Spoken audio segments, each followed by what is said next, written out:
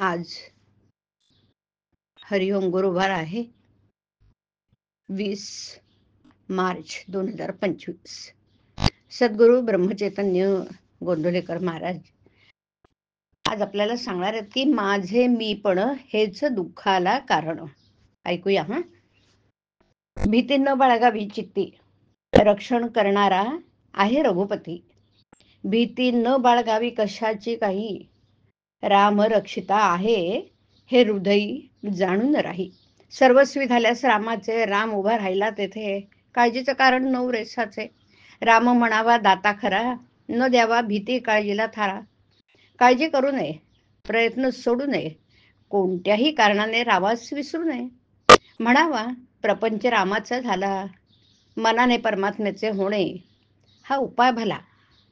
तेथे ठाव नाही काळजीला तळमळीला. देहाशी ठेवता माझे मीपण, तेच होतं दुःखाचं अधिष्ठान.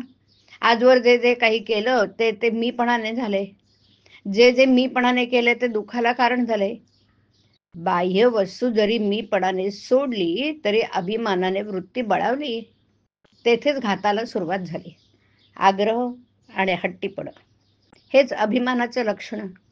कर्तेपणाचा अभिमान हाच दुःखाला कारण जाणं. प्रपंचाचे दुःख भोगणे ते मीपणा असण्याची खूण जाणणे. मी माझेपणाने जोपर्यंत धडपड जाणं तोपर्यंत नाही समाधान. देहबुद्धीचं प्रेम स्वार्थाला वाढविते जाणं. स्वार्थाचे आपलेपण हेच घाताला कारण. आजवर जो जो प्रयत्न झाला तो तो देहबुद्धी वाढवितच गेला. देहबुद्धीचा भाव तो मुळीच दुःखाचा ठाव. जोपर्यंत आपला नाही देहभाव विसरला तोवर देह दुःखे पस्तावला गेला. म्हणून देहबुद्धी धरून राही, त्याला कोठे सुख नाही. रामाविणा अन्य प्रीती, उपजे देहबुद्धीचे संगती. म्हणून मीपणाचे न व्हावे अधीन, जेणे भंगेल आपलं समाधान. कारण जेथे मीपणाचे ठाणे तेथे दुःखाचे साम्राज्य असणे.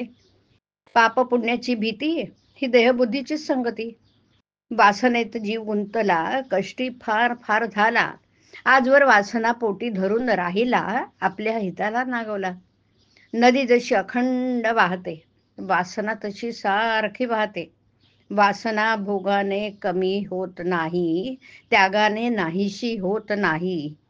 आपण देहधारी, देह दुःख न सोसावे क्षणभरी. ज्याला म्हणावे मी माझे, त्यावर माझी सत्ता न गादे. माझे इच्छेने माझे मलाच ठेवता येत नाही. जगाने माझे इच्छेने वागावे हे म्हणणे खरे नाही. सर्व काही देता येते दान, पण उर्वरित राहतो अभिमान. कर्तेपणाचा अभिमान हेच भगवंताचे आड मुख्य जाण. म्हणून माझे मीपण हेच दुःखाला कारण. रामाचे होण्याने होईल निवारण. सर्व बंधनांचे दुःखाचे कारण कर्माचा करता मी होणे जाण. हरिओम. हरिओम तत्सत. हरिओम.